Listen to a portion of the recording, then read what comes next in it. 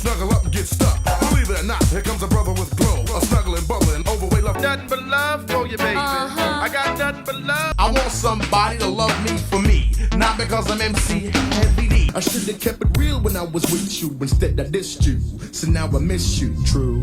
You know, it was like 8-hour days for 6 weeks, just getting in dance steps, trying to get my wind back up. He is the larger-than-life hip-hop icon who had swagger, style, and serious moves. We're talking about the legend, none other than Heavy D.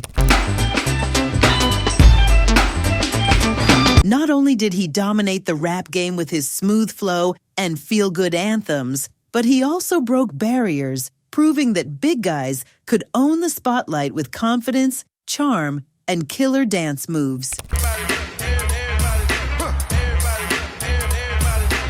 Heavy D was the ultimate triple threat. He moved from being a performer to a music executive and even an actor. We're talking about a career that influenced hip-hop and R&B. But hold up, his story isn't just about platinum records and red carpets. Oh no, honey, Heavy D was at the center of some of the biggest moments in hip-hop history, from rubbing elbows with legends to unexpected Hollywood cameos, and even a shocking twist that left fans heartbroken. So, what really happened to the man who made Now That We Found Love 1, 2, tell me what you got. Let me slip my corner side, you slap and hit the jackpot. a worldwide anthem? Born Dwight Arrington Myers in Jamaica back in 1967 to nurse Eulalie Lee and machine technician Clifford Vincent Myers. And then my mother's family is from St. Elizabeth, Ballas Valley. Okay. And my father's family is from Mandeville. Okay. Heavy D was practically destined to bring flavor to the music scene. I'm going to give you 1 year, and if you make it, I will be supportive. But if you don't make it, you're going back to college. In the early 1970s, his family moved to Mount Vernon, New York, where he got a taste of the raw energy of 80s hip-hop while still vibing to the reggae, ska, and dancehall beats of his roots. And trust me, this combo defined his one-of-a-kind sound. Heavy D wasn't just a rapper, he was a whole movement. By the late 80s, he formed the legendary Heavy D and the Boys, the crew that kept hip-hop grooving through the 90s. Notice how clean that we kept every verse, but if worst came to worst, we all said it good. At the heart of it all, Heavy D himself, Mr. Smooth, Mr. Swagger, Mr. Nuttin' But Love. Backing him up were the ultimate hype men, G Wiz, Glenn Parrish, and troubled T. Roy, Troy Dixon, plus the mastermind on the beats, DJ and producer Eddie F., Edward Farrell. Together, they had fans vibing all across the U.S. with their infectious energy, dance-worthy jams, and feel-good anthems. Microphone check 2, 3, you can't see what I can see. Heavy D coming up wasn't all smooth sailing. He and his partner in crime, Eddie F., were out hustling to break into the industry. And get this, Russell Simmons wasn't feeling them at first. The nerve. But don't worry, because music mogul Andre Harrell saw the vision and signed them to Uptown Records in 1986. His head was charming. So the first time I met him over the phone. He called. Fun fact, they were the first artists and group to be signed by Uptown Records. Talk about setting the bar so high and a game changer. Head was just, even my first artist, he probably, as much as I taught him the record business, he probably taught me the record business because I had to manage him and get him from zero to hero. Yeah. You was first an artist on Uptown. Right, okay, the first artist. The first artist, all right. Heavy D was also a power player. While still killing it as an artist at Uptown Records, Heavy D had major influence behind the scenes. In fact, he's the one who convinced Andre Harrell to take a chance on a young intern named Sean Diddy Combs. And we all know how that turned out. He was really a student of the game. Mm-hmm. And he worked really, really, really hard. But Heavy wasn't done making boss moves. He eventually became president, CEO of Uptown Records when the CEO stepped down, where he helped shape the sound of R&B and hip-hop in the 90s. and Joe DeCease on MCA, and myself, Onifa, So For Real, McGruff stayed at Uptown. And let's not forget the iconic production lineup that blessed their sound. Heavy D had Teddy Riley, Marley Marl, DJ Premier, and even his cousin Pete Rock dropping beats, plus the group's own Eddie F. crafting fire tracks.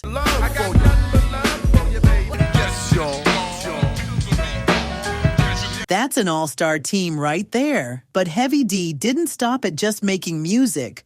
Oh no, he had an eye for talent. He played a huge role in developing the boy band Soul for Real, yep, the legends behind Candy Rain.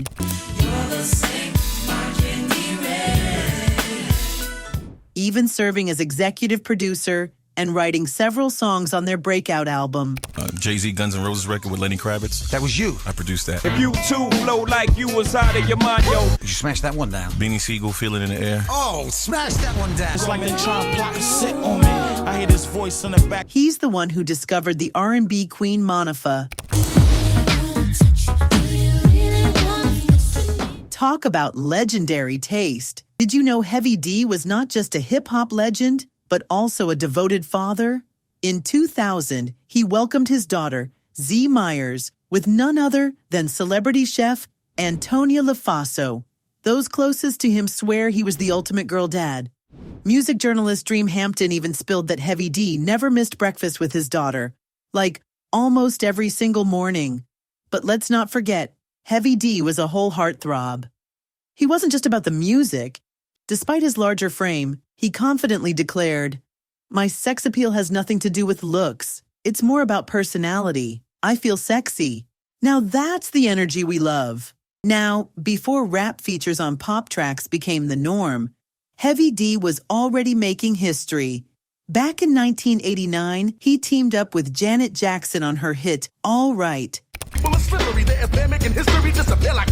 proving that hip-hop and pop were a match made in music heaven. But wait, it gets even bigger. In 1992, Heavy D brought his smooth rhymes to Michael Jackson's track, Jam.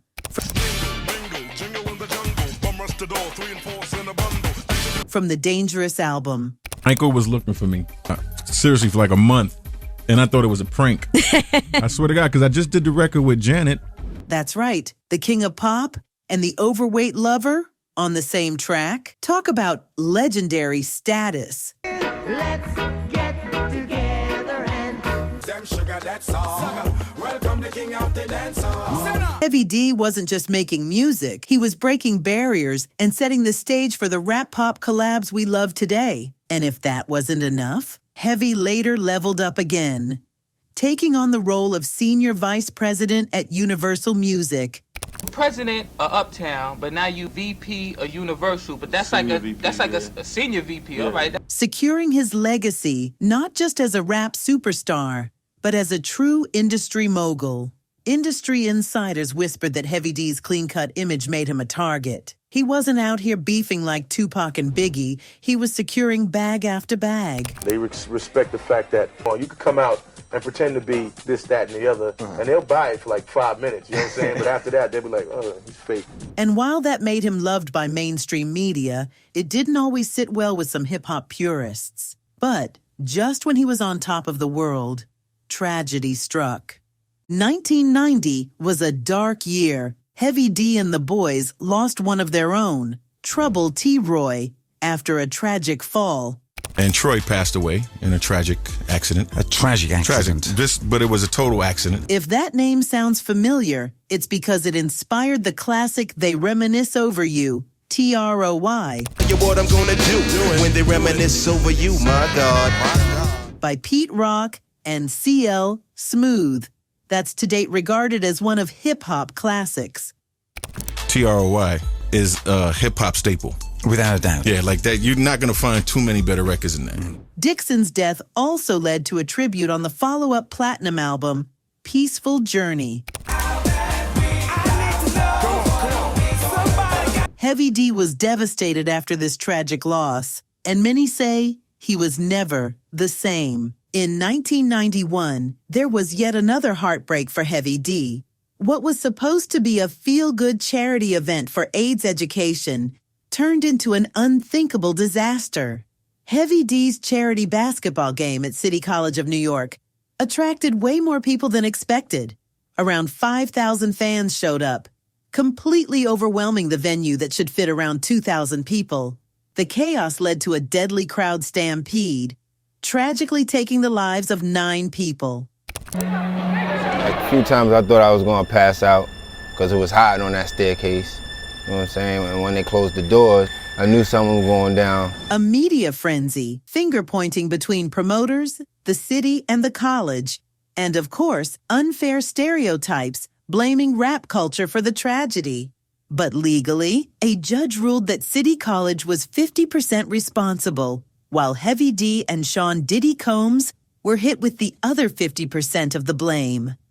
Families of the victims received settlements, including a $40,000 payout from none other than Diddy himself. The scandal ended the careers of several City College officials, forcing the school to rethink how they handled student-run events completely. And as for criminal charges, surprisingly, no one faced criminal consequences despite the massive loss of life. As for Heavy D, all these events took a toll on him. He took a step back from music, focusing more on acting. But my friends call me Heavy. Children can be so cruel. And let's be honest, he killed it on screen. From living single... Thank you for this special day. We can turn to those who are closest to us and give them what they need most. Amen. Amen. To the Fresh Prince of Bel-Air. I'm throwing this formal dinner party. And when it comes to cooking, Bo don't know diddly. I think that's pronounced diddly, diddly, diddly, diddly, diddly, diddly, diddly, diddly. To starring in Tower Heist. DC goes down there every year to spend the holidays with his daughter. Are you sure? There's no one here today, ma'am. It's Thanksgiving. With Eddie Murphy, Heavy D proved he was more than just a rapper, but behind the scenes, there were warning signs. In 2011, Heavy D made a surprise return to the stage at the BET Hip Hop Awards. It's not like riding a bike, put it like that.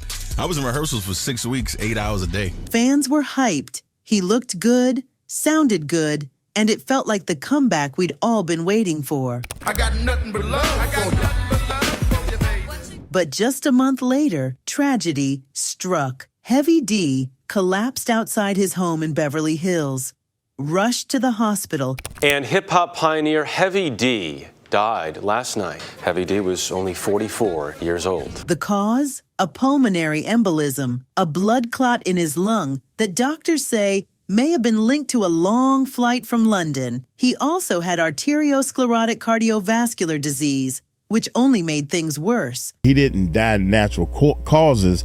He was murdered or killed or whatever. At the time of his passing, Heavy D weighed 344 pounds, which doctors believe contributed to his condition. And before the rumors could start, no drugs or alcohol were involved in his death. Just a tragic mix of health complications that took him away far too soon. Fans were stunned. 1 minute he was performing, and the next, gone. At the time of his passing, Heavy D's net worth was estimated to be $6 million. Earnings from his music, acting gigs, and business moves. But let's be real, his true legacy isn't just about the cash. Heavy D was a game changer in hip-hop, proving you could be a chart-topping, fun-loving icon while keeping it real and positive. He paved the way for bigger-bodied rappers to own their confidence, blended hip-hop with R&B like nobody else, and let's not forget, he gave Diddy his first shot in the industry. RIP to a legend